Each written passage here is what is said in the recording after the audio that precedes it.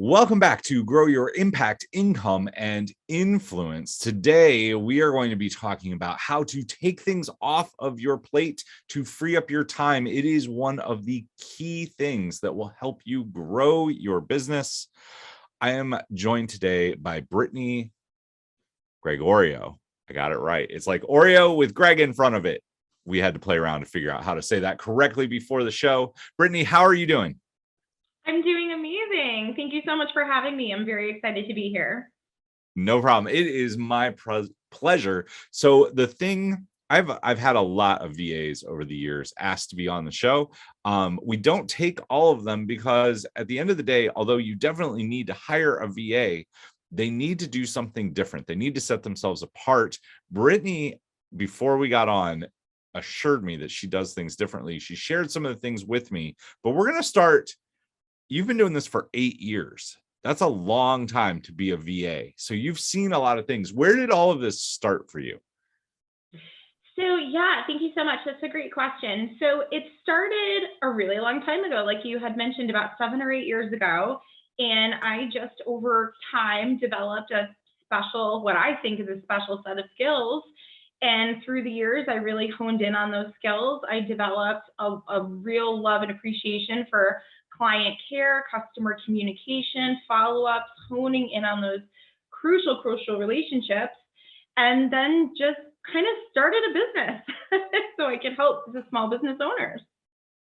I mean, that's I'm going to dig a little bit deeper. So 8 years ago, before you were a VA, you were kind of doing this like happenstance, right? You had met a few people. You needed to stay home to raise your son. Is that, I'm understanding that correctly?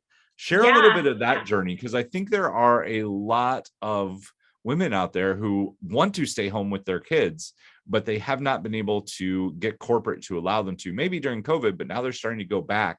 So share with us a little bit what that journey looked like, because I think that'll be really interesting to some of the listeners. Yeah, absolutely. So my journey is a little bit unique.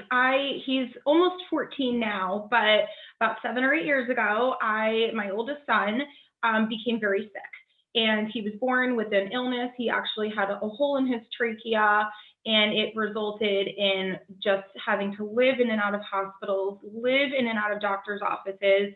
And I am not afraid to say that at that time, holding a job was next to impossible.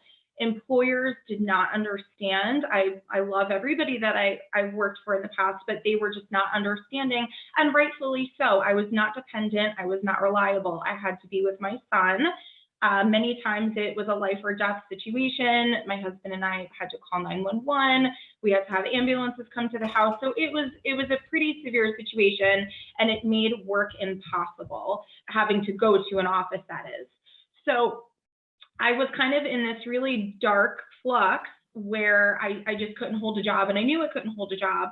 I dabbled in a few different things. I got super creative, and I did some direct sales stuff. I did some craft stuff. I was just trying to do whatever I could to take care of my children. And from there, I had landed a really interesting opportunity working for a company out in California that allowed me to be able to stay at home with my son, which was wonderful. There were some things there. We can dive a little deeper if you really want to, but the long and the short of it is I was very glad when that job ended, and I was able to take everything that I learned in my very special skill set on top of dealing what I had dealt with my son and kind of where I was just at within my life period, and take that and then form this beautiful business that I have. So, but it came with a lot of struggle and a lot of hurt, that it was just so impossible to hold a job when you're dealing with a sick child. It's hard enough when you have children at home and you don't want to leave them, but dealing with a sick child is a whole nother ballgame. Well, if you're listening to this and you're like, oh, you worked from home, not that big of a deal. You were doing this in like 2013, 2014, before, I mean, like Zoom was around back then, but it sure wasn't what it is now. Yeah. I mean, you were a VA, you were virtual before anyone really knew what that meant. So, okay, you left that job, you went out on your own. you're doing this virtual thing, which a lot of people didn't know about. What were some of the growing pains that you had to go through? And I'm sure you see it all the time now when you look at other VAs that are out in the marketplace. What were some of the things that you had to learn and grow and overcome? That's a really, really great question. I would say being authentic. I know that doesn't sound like something one should have to overcome, but if being in such kind of an inundated market, I know that when I was virtual, it wasn't really as big of a deal as it is now, but it was still a fairly saturated market to my knowledge. And just having to find my voice and stand out from the crowd and be truly authentic to my core values and my beliefs and my belief as a business person, that was something that took me actually several years to overcome, and not just yes everybody to death. I had a very I'm a people pleaser. For those of you that are familiar with the Enneagrams, I'm an Enneagram 4, so I'm the helper, and I say yes to everybody. So overcoming that and just staying true to myself and being authentic was a hurdle. And then just learning about, I know this is going to sound a little bit silly as well, learning about business practices was something that was not a challenge, but something that I had to do a lot of research about and really take time and hone in on that. I went to college for law, and I wasn't taught how to run a basic business. So really keeping up with the best business practices and how do I grow and scale, things like that definitely came up. So do your research. It's important. Well, to be very honest, I don't think even people in business school don't learn how to run businesses. That's one of the biggest things that any business owner struggles with, is just how do you run a business? How do I keep the lights on? How do I keep things moving forward? And that can definitely be a huge, huge challenge. I'm just like, the number of business owners, you've probably read the E-Myth. Like, it's just like, how do you work on your business? How do you grow your business? How do you manage the numbers? How do you manage employees? And then on top of that, you got to grow the business. You got to do the marketing. You got to do all the things. And honestly, that's where you come in as a VA. So what are some of the things, like, first off, how does a VA work correctly with a business? Because I think a lot of business owners are like, I'm just going to hire a VA and they're going to take care of everything. Does that work out very well in your experience? It does not. It absolutely does not. I was so eager to answer that question. It doesn't. What I like to tell people, say entrepreneurs, is make a checklist of it's not just let me go and find where are all they hanging out. I'm going to go grab one. Make a checklist of the things that you want to see in a VA, because I'll be very honest, the number one thing that really needs to be established is a connection, a good human, personable connection. If you cannot connect with your person, that's going to be a little bit of a rocky relationship. And I hear and see it day in and day out. So forming that connection and just kind of writing down a list of things that you truly want to see. Do you want to have a good listener, a good communicator, somebody that will actually get into your business's details and understand it? Somebody that you can trust with your brand voice. These things are very, very important. Now, a lot of entrepreneurs often think, okay, well, I need help now. I want to grow and I want to scale, but I don't, the financial part of it might not be there. I'm just going to go quick and cheap, right? Let's be honest. And they do that and it doesn't end up very well. So just really, it all boils down to human connection, not let me grab something at the drop of a hat. You need to establish a good, solid connection with who you're going to be working with, because a VA also is more than just a VA. This person is going to be your team member, and that's a very important key factor to keep in mind when you're looking to hire help for your business. So I love the fact that you're calling out authentic, real communication, and like, you have to actually like the person. And I think one of the mistakes that I have seen, I know I did this in the beginning, was I wanted to hire somebody that was just like me.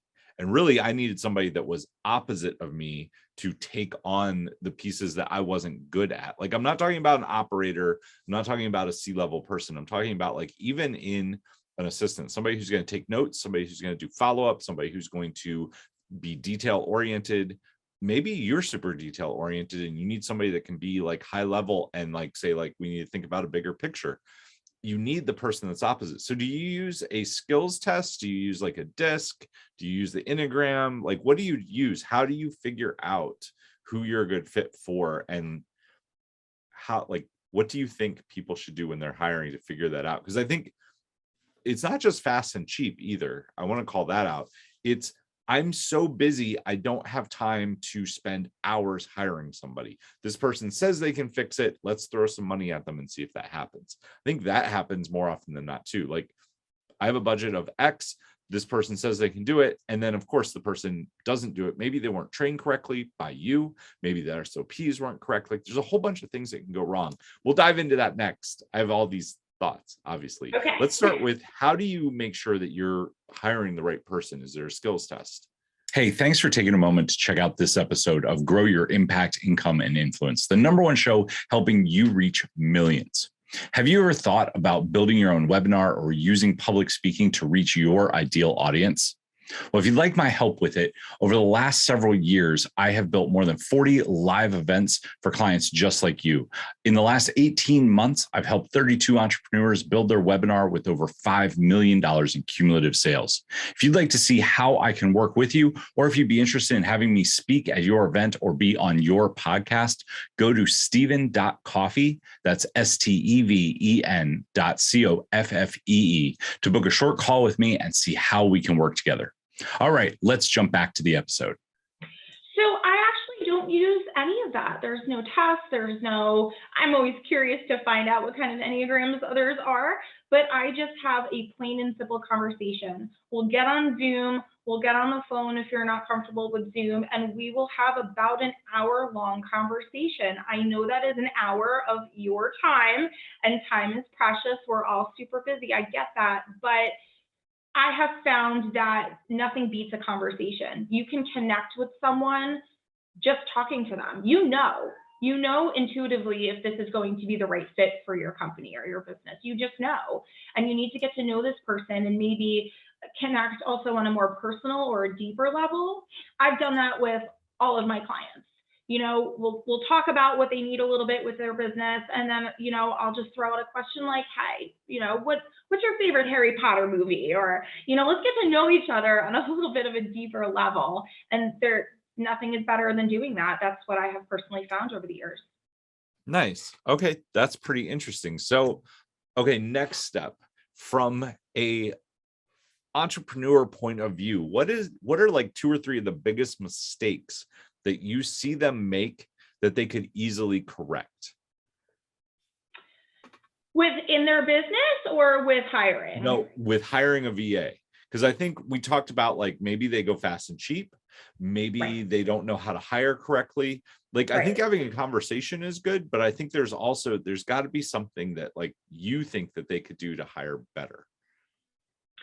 I think, that's an amazing question. And I really think that it boils down, this might not be the answer everybody wants to hear, but I think it boils down to the entrepreneur. I think some of it is mindset, to be honest with you. And I think that you as an entrepreneur need to take into consideration, yes, you're going to invest this amount of money. You don't want it to be quick and fast, and cheap, but you're going to invest X amount of dollars, and you want this person. The goal is that this person is going to take you where you are to your goal, whatever that ultimate business goal is, and little landmarks and little goals in between. But I see a lot of, I can't afford that, or I'm too busy to look, or I just need to grab somebody and throw them in there, or I don't know what I want as an entrepreneur. I've hired you. Okay, now what?